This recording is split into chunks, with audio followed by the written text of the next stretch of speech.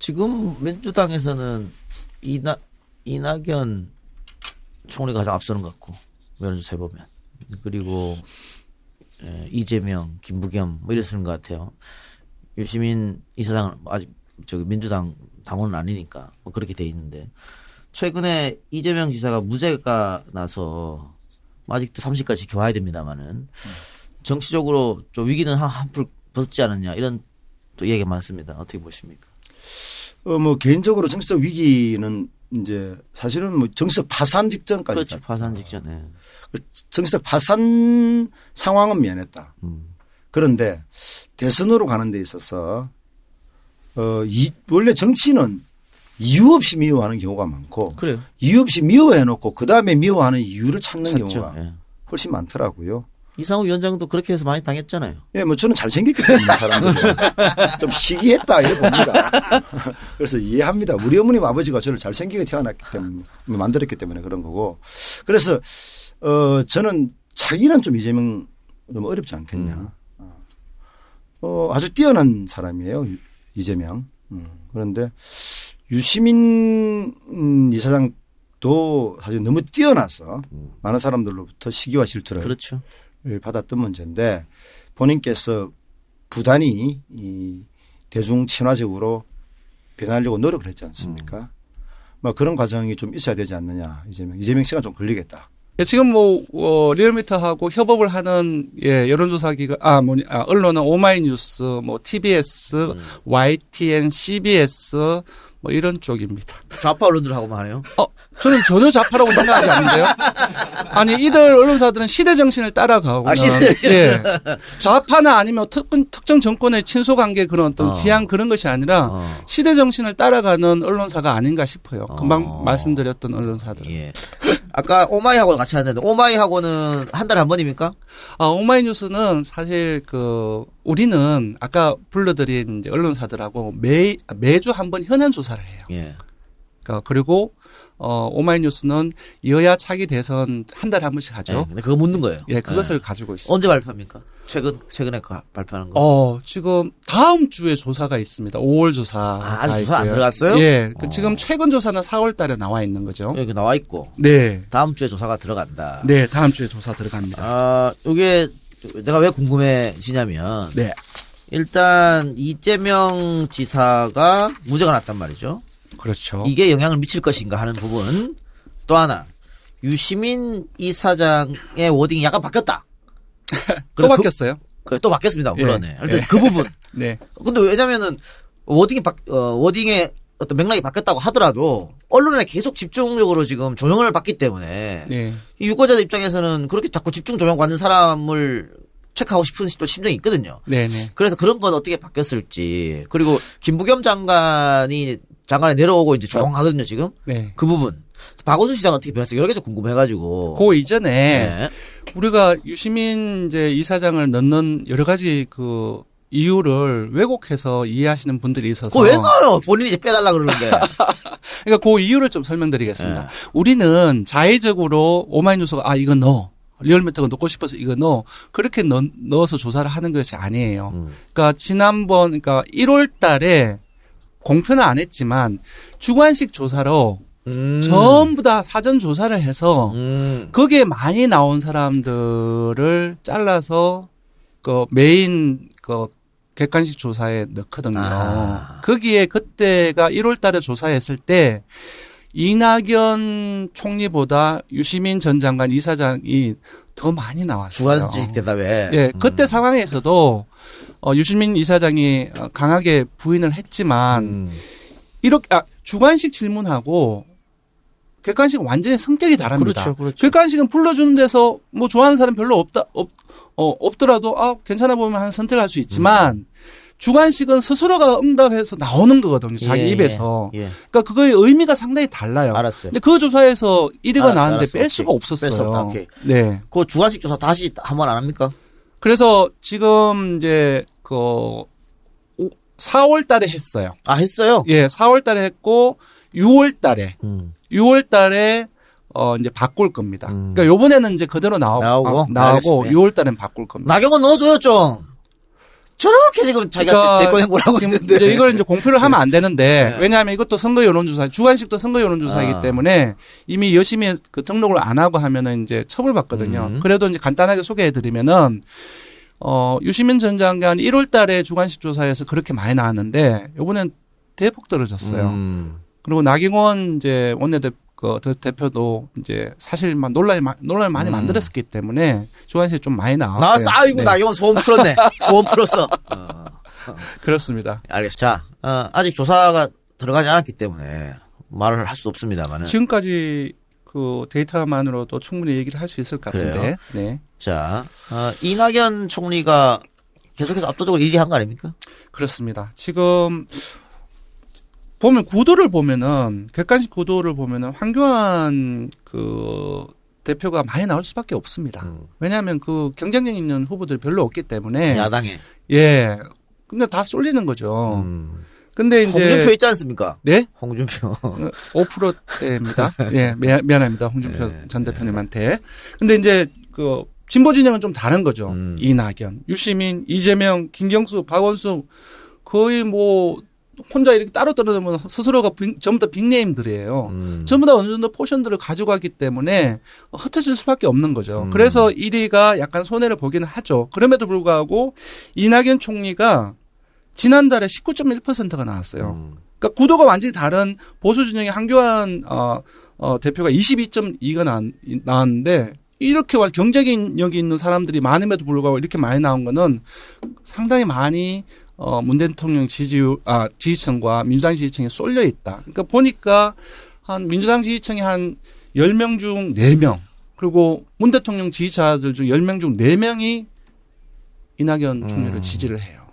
그래서 아직까지는 지금 현재 비록 제가 예전에 한번 차기 대선의 과정들을 여론조사 과정들을 저는 3단계로 나눴거든. 그러니까 레커니션 인지 단계, 그 다음에 인지 단계 끝나고 한다면은 이제 프레퍼런스 선호 단계로 넘어가고 선호 단계 다음부터 나 누구 지지한다. 그러니까 지지 단계로 넘어가거든요. 비록 인지 단계, 어떤 사람들이 있구나, 인지 단계이긴 하지만 조금 이제 차기 대선에 대한 관심이, 높아지면서 이낙연 총리에 대한 이 숫자 자체가 조금씩 무게를 더 가져가고 있는 건 사실이다. 그렇게 얘기를 해야 될 것 같아요. 그러면 이낙연 총리가 뭐 총리를 계속 할 수는 없잖아요. 그렇죠. 내려오면 어떻게 될 것인가? 내려오면 아무래도 언론의 집중도가 떨어질 수밖에 없고 따라서 대중의 관심도가 떨어질 수밖에 없습니다. 그 자체는 분명히 마이너스입니다. 총선 나가야지 뭐 그러면. 총선에 나갈 수도 있고 아니면은 호남이나 일부 지역에 있어서 전체적인 총선의 바람을 몰기 위한 비례해서 그렇게 나갈 수도 있는데 일단은 이낙연 총리의 장점 어드밴티지가 뭐였냐면은 아까 말씀드린 언론에 노출될 기회가 총리를 하면서 상당히 많았다. 그 과정 속에서 어필을 했던 거죠. 좀 무게감 있고 문 대통령도 방어를 하고 근데 그런 부분 중요한 부분 어필을 해서 높아졌는데 만약에 총리에서 나온다고 한다면은 그런 부분들은 분명히 마이너스 요소가 될 수밖에 없을 것이다라고 예상합니다. 이낙연 총리가 긍정적으로 언론에 많이 노출됐다고 하면 이재명 지사는 부정적으로 엄청 많이 노출됐거든요. 그렇죠. 우리나라 사람들 같은 경우는 대통령을 얘기할 때 흔히 카리스마가 있는 리더십을 요구를 하면서도 개인적으로는 청렴하고 깨끗한 사람들을 뭐 다른 나라도 마찬가지인 것 같아요. 근데 이제 아시다시피 이재명 경기도지사 같은 경우는 개인사라든지 여러 가지 논란에 있었기 때문에 아무래도 지지율이 계속 떨어지고 7%대로 계속 유지를 하고 있었는데 바로 그 이유가 가장 컸었다고 볼 수 있겠죠. 근데 무죄가 나왔잖아요. 그러니까 뭐 공직선거 관련이라든지 여타의 부분들이 전부 다 무죄가 나왔기 때문에 2심에 이제 분명히 갈 것이긴 하지만 그래도 요번 조사에서는 상당히 많이 달라진 결과가 나올 수도 있지 않을까. 올라갈 것이다. 분명히 올라가지 않을까 생각해요. 근데 자세히 보면 참 저는 왜냐하면 그 전체적인 어떤 정부 여당 지지층 중에서 반 이재명 세력들이 상당수가 되거든요.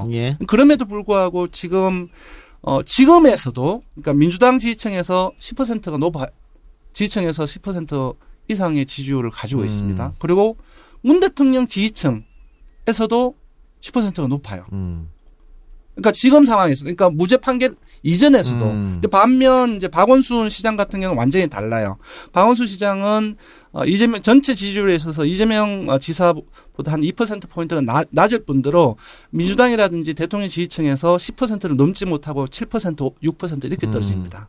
그래서 기본적으로 이재명 지사의 핵심 지지층, 그러니까 아무리 어떤 부분들이 있어서 흔들어도 착 달라붙어서 응집력 있게 달라붙어서 떨어지지 않는 기본적인 핵심 지지층을 가지고 있고, 이것이 문재인 그 전 후보 지금 대통령처럼 팬덤 현상으로 만약에 나아간다고 한다면은 폭발력이 있다고 보고요. 분명히 무죄 이 부분들은 긍정적으로 작용할 것이 분명합니다. 네. 박원순 시장이 사실은 제일 활발하게 움직이고 있는데 그렇죠. 다음 대권을 위해서 네. 이렇게 안 오르는 이유가 뭘까요?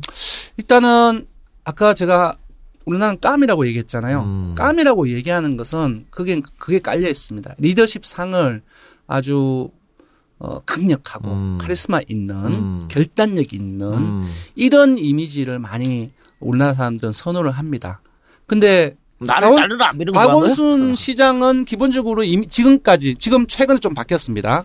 그러니까 지금까지 기본적인 본인의 이미지 메이킹을 얘기하는 가장 전형적인 그것이 뭐냐면은 친절한 원순 씨였습니다. 다정다감하고 옆집 아저씨 같은, 물론 좋은 사람이죠. 근데 우리나라 국민들은 대통령으로서 깜이 되는 대통령을 선호하지 옆집 아저씨처럼 인상 좋고 다정다감한 좋은 사람을 선호하지는 않거든요. 근데 그런 부분들이 일단은 좀 한계로 작용을 했었고, 최근에는 이미지 변신을 지금 하고 있다고 봅니다. 여러 가지 메시지를 내는 방식이라든지, 그리고 메시지도 경중을 가려서 대선 주자급으로서의 어떤 정치 사안이라든지 그런 부분들에 많이 메시지를 내려고 노력을 하고 있는 것 같아요. 유시민 이사장은 또 넣습니까 이번에도? 근데 지금 이제 최근만 하더라도 2분 바뀌었습니다. 예, 세 명이 모여서 김어준 총수하고 또 누군가요? 예, 양여철 예, 민주연구원장하고 이제 같이 했었죠. 이제 거기에서 중의 재판에 못 갖는다 말을 해서 이거 뭔가 뉘앙스가 있는 거 아니냐 했는데, 또 이제 최근에는 안 한다고 며칠 후에는 또 안 한다고 얘기를 했어서 엎치락뒤치락 하는데, 기본적으로 아까도 말씀드렸다시피 4월 주관식 조사에서 1월 달과 달리는 상당히 많이 떨어져 있고 하는 상황이기 때문에 본인의 의사도 중요하고 실제 조사가 그렇게 나왔기 때문에 빼는 게 도리가 맞지 않나 그렇게 생각합니다. 예, 알겠습니다. 오늘 새 여론조사 결과가 발표됐죠? 네, 예, 그렇습니다. TBS가 의뢰해서 리얼미터가 조사한 5월 4주차 네. 주중 집계. 맞습니다. 다른 데는 일주일에 한 번 하는데 왜 리얼미터 일주일에 2번씩 하는 거예요?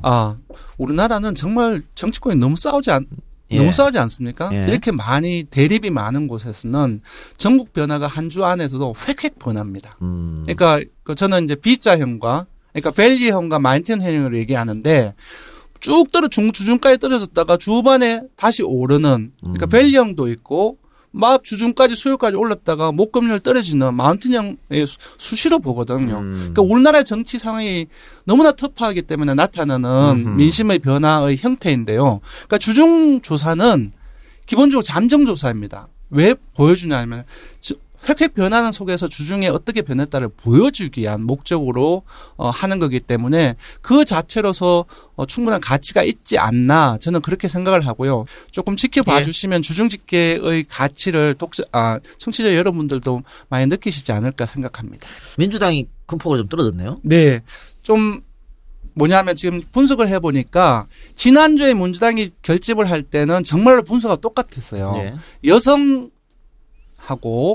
호남하고 중도층에서 많이 올랐어요. 아까 설명드렸을 때 그러니까 나경원의 이제 가창 혐오 발언이 여성과 직접 관련되어 있는 부분들이 5.18 논란들이 확대된 부분들이 호남과 관련되어 있었던 부분들이고, 분석을 해보면 그렇더라고요. 근데 이번에도 여성과 호남 이쪽에서 떨어졌어요. 그게 뭐냐 하면은 그런 논란이 일시적으로 논란에서 싹 붙잖아요. 그러면 그 붙었던 사람들이 안정적으로 붙어 있는 사람들이 아닙니다. 그러니까 많이 올랐을 때는 또 다시 자연적으로 조정돼요. 그러니까 약하게 붙어 있던 사람들이 다음에서 조금 또 떨어져 나갑니다. 그런 과정들로 이해를 하셔야 될 것 같고요. 정치 사회적인 여러 가지 논란도 요인들도 있습니다. 떨어진 데는. 네. 예.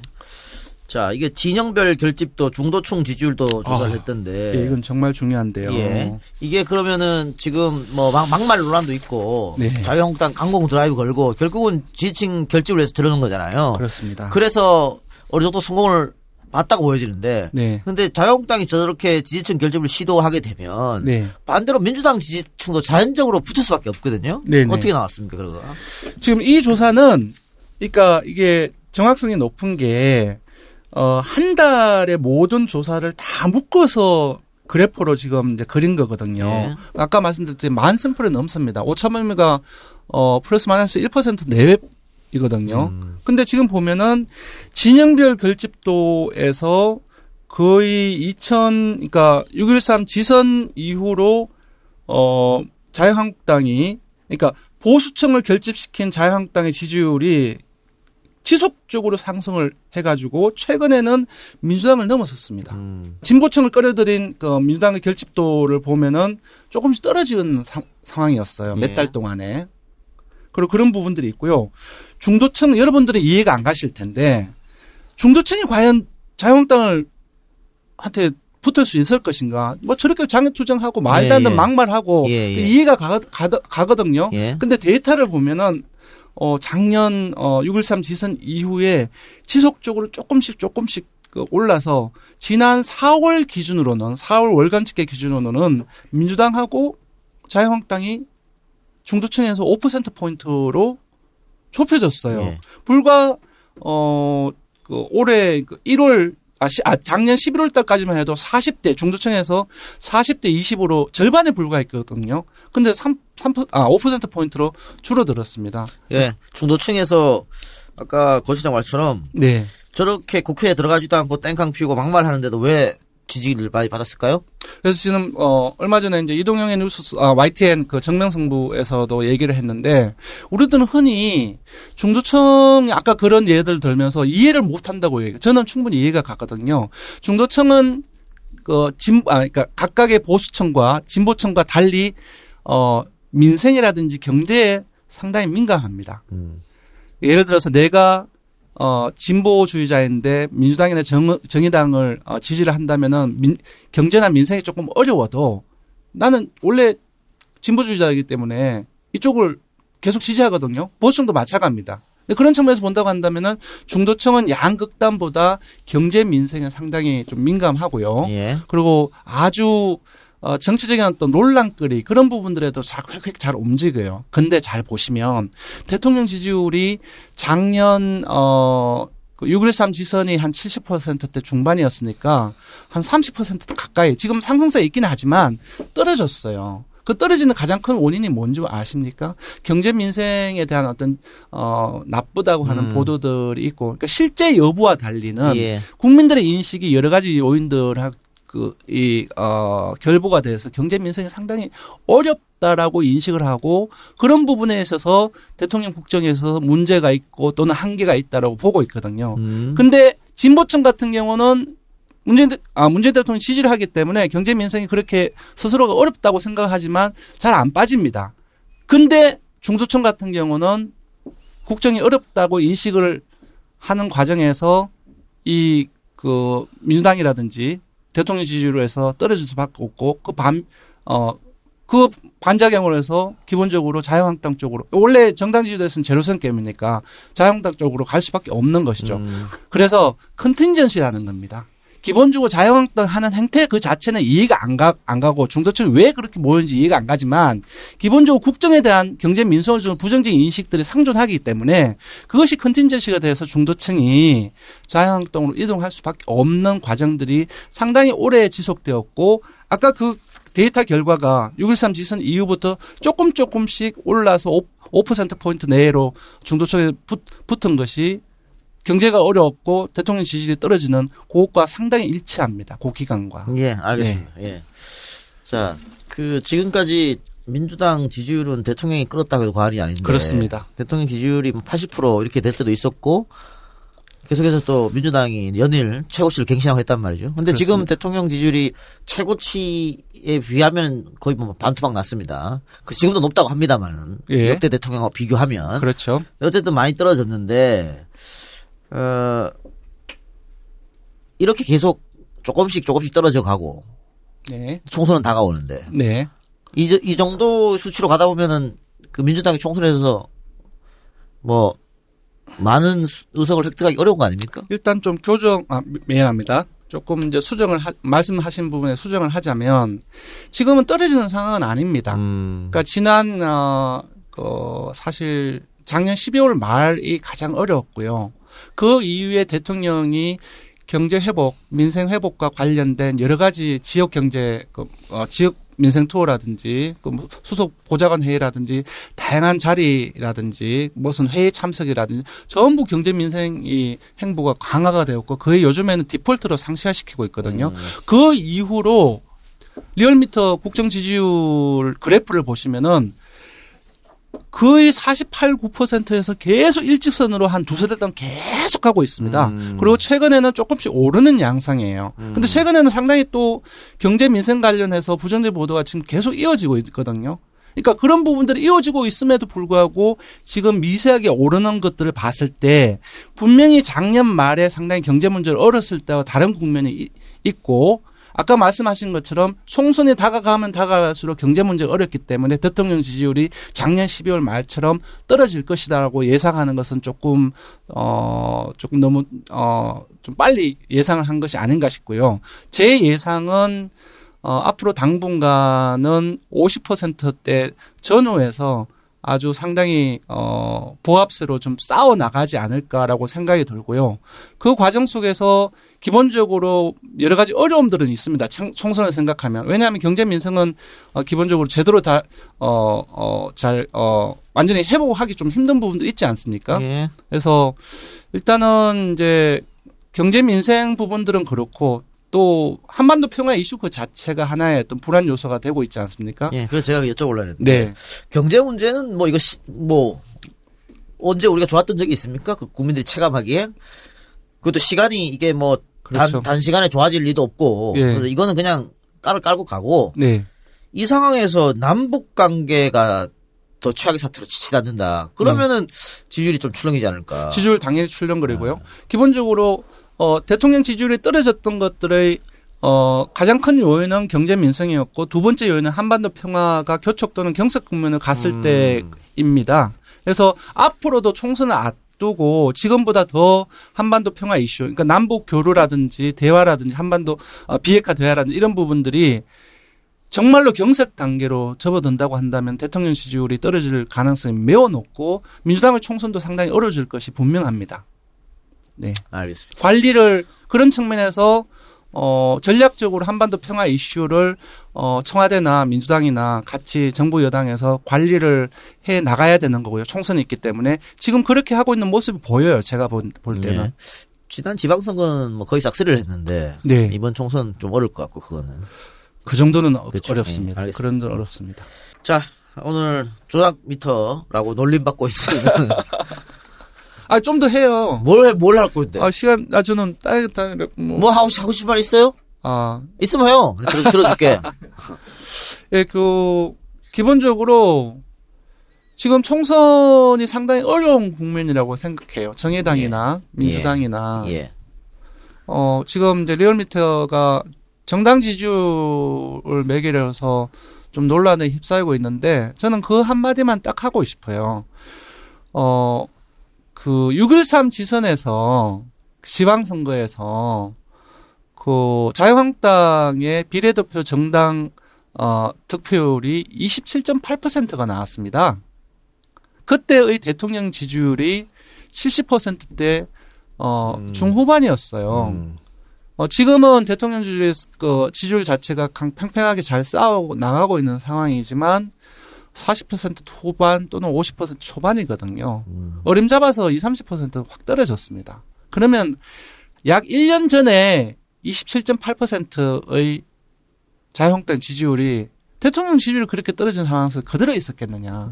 아까 중도층에 대한 변화도 말씀드렸다시피 상당히 많이 올랐을 거라고 생각하고 뭐 리얼미터 조사의 정당 지지율이 맞다라고 강변은 안 드리겠지만 지금 리얼미터의 조사 기준으로는 자유한국당 지지율이 꾸준히 물론 이제 많이 떨어지고 하긴 했지만 지금 제가 봤을 때는 30%대 초반은 저는 유지해 갈 거라고 생각을 하거든요.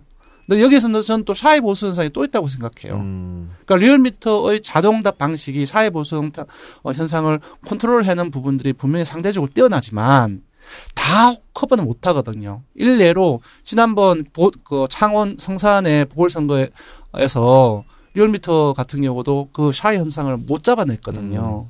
그 현 정권에서 자동답에 불구하고 사회 현상이 있습니다. 그 부분들을 플러스를 하면 한 5%포인트를 플러스하면은 거의 30% 보수적으로 잡아도 자유한국당 지지율 30%대 중후반이 된다는 거거든요. 이 말은 뭐냐면은 제로섬 게임이기 때문에 민주당의 지지율이 상당히 격차가 좁다는 거죠. 예. 그 총선을 앞두고 상당히 어려운 국면이다. 예, 알겠습니다. 예. 그 부분을 꼭 말씀을 예. 드리고 싶습니다. 과거에 유선으로만 여론조사를 했을 때 네. 여론조사 결과를 탁 나오면 네. 항상 진보 지정의 10% 정도 더 플러스 주갖고 우리가 평론했거든. 맞습니다. 여론조사 이렇게 나오지만 예. 뚜껑 까면은 더 할 것이다. 예. 그게 이제 유선전의 한계점이었잖아요. 예. 근데 이제는 이제 무선으로 많이 하니까. 이제는 리얼미터 같은 경우는 6.13 지선 때부터도 그렇는데 가상번호 무선을 태우지 않으면은 돈을 아무리 많이 준다 그래도 자체적으로 조사를 안 하기로 내규가 했고요. 6.13 지선부터 그런 조사는 하나도 안 하고 있습니다. 예, 앞으로도 그럴 거고요. 예. 네. 그 미르미드에서 여론조사 의뢰하면 좀 싸게 해줍니까? 당연히 싸게 해드리죠. 근데 제가 볼 때는 지금 바깥에 일정표 보니까 뭐 하루에 2개, 3개, 월요일부터 금요일까지 지금 여기 앞에 계신 PD님부터 시작해서 지금 노동 착취하는 거 아닙니까 지금? 노동 착취라니 지금. 지금 착취하는 것 같아요. 지금 얼굴이 다 동종업계 지금 새까맣고 최고 대우를 지금 해주고 있구만. 하품하고 지금 난리 났는데 지금 다른 동전업계 최고 대우입니까? 그럼 최고 대우지. 나 뽑아주면 안 되나? 그 이동영에 대한 이미지 조사 이런 거 한번 해봐야겠어. 돈 얼마 줄 겁니까? 좀 싸게 해줘요. 농담이고요. 저는 그것보다 매일매일 대통령 지지율 조사를 안 하고 언론 비선호대, 신문사 비선호도 조사를 한번 해보면 어떨까? 그것도 재밌겠네. 예. 선호도, 언론도 선호도. 선호도 아니고 비선호도. 비선호도. 비선호도 조사. 예. 아주 답이 딱 정해져 있지 않을까 예. 싶은데. 그래도 변동이 있을 것 같은데. 라디오 진행자 조사도 한번 합시다. 알겠습니다. 내가 의뢰했으니까 네. 날 2등으로 해줘. 김호준 다음에 넣어줘. 김호준 제 친구 1위 했다 그러면 좀 그건 이상한 조사가 될 것 또 같아. 조작 논란 날 무조건 무작위 배열이야. 무조건 없어. 예. 근데 이동영 작가님도 많이 커서 몇 년 전에 제가 처음 봤는데 지금은 날 봐도 인사도 안 하고 옛날에도 인사 안 했어. 왔어 그러고 많이 잘 나가더니만 이 사람이 변해. 그래요. 알겠습니다. 자, 오늘 나와주셔서 대단히 감사하고요. 네. YTN 또 TBS 뉴스공장 보다 출연이 많으니까 편안하게 받아가십시오. 예, 오늘 이제 본의 아니고 그 이 작가님하고 독대를 했는데요. 네. 예, 다른 패널들 없으니까 상당히 좋네요. 예, 그래서 편하게 그래서 얘기하고 독대하는 거예요. 예. 예. 불러주셔서 고맙고요. 그래요. 오늘 사실 그 리얼미터 지금 조작 관련해서 조선일보 싸우고 있는데 예. 상당히 정말 너무 고맙습니다. 리얼미터에게 힘을 주시기 바랍니다. 우리 청취자 여러분들. 고맙습니다. 솔직히 고맙습니다. 자, 오늘 방송 감사합니다. 네, 고맙습니다. 예, 저도 다음 주에 뵙겠습니다, 여러분. 고맙습니다.